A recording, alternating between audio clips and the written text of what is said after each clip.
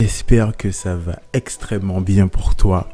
Et aujourd'hui, on se retrouve pour parler de Demon Slayer. Il y a déjà un tas d'autres vidéos qui te diront pourquoi c'est une bonne série, pourquoi c'est une mauvaise série, de quoi ça parle. Tu peux aller joyeusement les voir. Par contre, si tu es intéressé par ces fun facts qui parfois sont du genre OSEF ou une autre qui est particulièrement intéressante et qu'on pourrait développer toi et moi, tu es le bienvenu ou la bienvenue. Et d'ailleurs, dans cette notion d'accueil, tu peux venir sur mon Twitter ou sur mon Instagram ou t'abonner à la chaîne. Tout ça se passe en description. Tu pourras le faire pendant que tu m'écoutes. Mais je suis sûr que tu as envie de savoir, que le peuple a envie de savoir quels sont ces fun facts auxquels je pense. Ben c'est parti et on se met bien. Alors, petit disclaimer, cette vidéo ne contiendra pas de spoil scénaristique, mais elle s'adresse quand même avant tout aux personnes qui ont vu la série. Mais en même temps, je suis en train de me dire que vu la teneur des propos que je vais tenir, elle peut quand même s'adresser aux personnes qui ne l'ont pas vu, même peut-être leur donner envie de regarder. Donc, c'est mi-figue, mi-raisin, mi-figue, mi-mango, j'ai envie de te dire, allez, vas-y, reste, on se met bien. Donc, c'est parti pour la première fun fact que je vais qualifier de OSEF, on va dire. Donc, cette fact, en gros, je suis en train de regarder l'épisode qui correspond au résultat de l'examen de survie des chasseurs de démons. Et il y a un personnage qui s'appelle Genya. Et tu vois, je l'écoute parler, je vois son attitude, je me dis, tiens, il me fait penser à quelqu'un. Et ce quelqu'un, c'est Bakugo. Et il s'avère que les seiyuu qui doublent Genya doublent aussi Bakugo, du nom de Nobuhiko Okamoto. Et ça m'a fait plaisir de reconnaître sa voix, même quelque part de le retrouver, parce qu'il y a la même attitude explosive et impulsive chez ce personnage. Donc ça fait toujours plaisir. Ensuite, deuxième personnage dont la voix me titillait l'oreille et m'était familière, c'était Shinobu Kosho, qui s'avère être aussi la voix de Himawari, la fille de Boruto dans Naruto, doublée par Sayori Ayami. Et donc là, je me suis dit, ah ouais, quand même, j'ai de l'oreille. Bon, c'était la partie un peu OSEF. On va s'attaquer au truc un peu plus serious business. Alors là, la deuxième fact est assez particulière parce que je vais faire en référence à un anime qui est à la fois connu, mais pas si connu que ça, qui s'appelle Kateyoshi Hitman Reborn. Pourquoi ? Parce que Tanjiro utilise une technique qui s'appelle le souffle de l'eau, qui est composé de 10 mouvements et c'est fortement similaire à, je crois qu'il s'appelle Yamato, qui lui aussi est un épéiste qui se bat avec l'eau et qui est aussi un panel de mouvements. Mais quand j'ai vu ça, je me suis dit, waouh, incroyable. Mais je dirais que là où la technique de Tanjiro est souple, celle de Yamato est quand même un peu plus angulaire dans l'approche. Je ne sais pas si tu vois ce que je veux dire, mais si tu as compris, c'est tant mieux. Et donc ça, c'était la deuxième fact. Et là, on va s'attaquer au gros du morceau, le truc le plus intéressant de l'anime, de mon point de vue en tout cas. Le truc pour lequel je t'ai fait patienter pendant 2 facts, ce truc extraordinaire dans Demon Slayer qui pour moi est un détail très intéressant, ce sont les mains. Mais attends, ne t'en va pas, laisse-moi le temps de t'expliquer.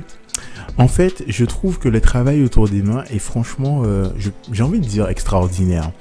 Pourquoi ? Je m'explique.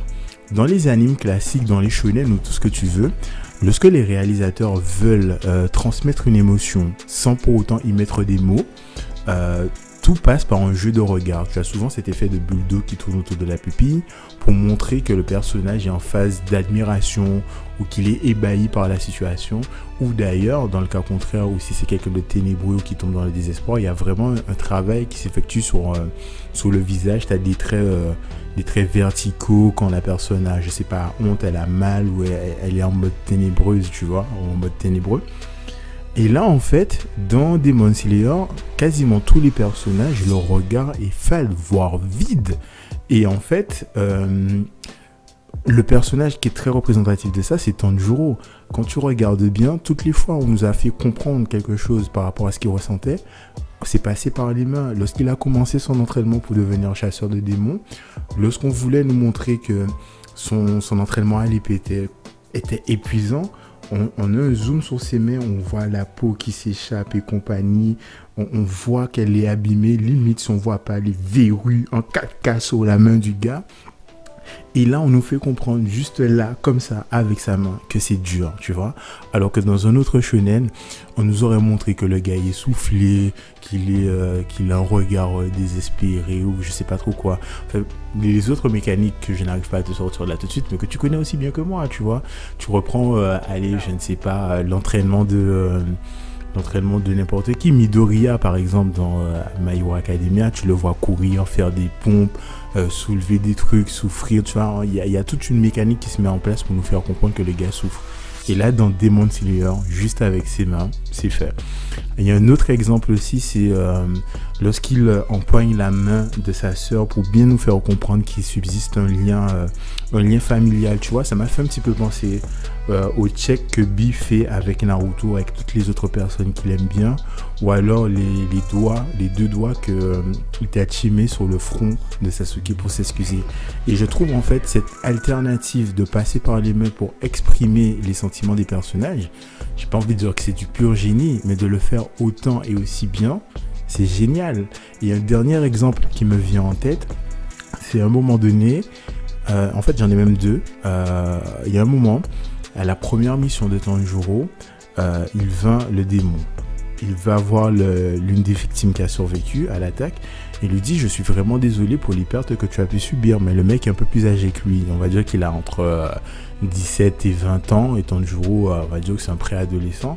Il lui dit: mais mec, t'es un jeune garçon, tu ne sais rien de la vie, donc tu ne sais pas qu'est-ce que j'ai pu perdre.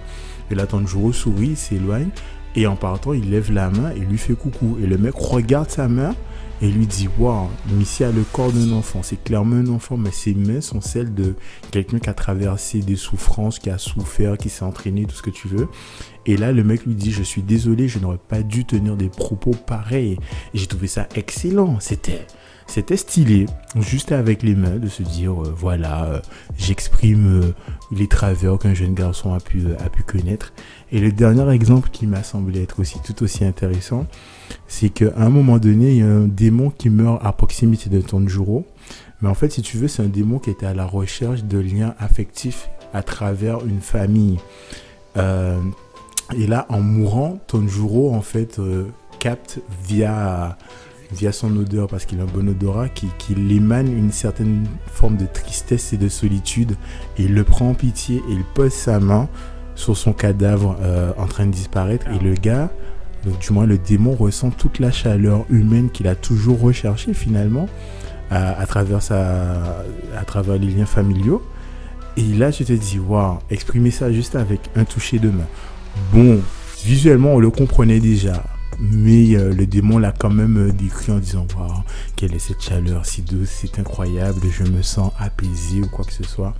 Et sincèrement, je dirais que pour moi, c'est l'un des trucs qui m'a fait le plus accrocher à l'anime, cette façon de passer par des canaux différents pour montrer ou expliquer des choses. Après, le petit défaut est que souvent les personnages expliquent une situation qui est visuellement compréhensible, mais ma foi, c'est le revers de la médaille. Mais est-ce que c'est gênant? Pas tant que ça.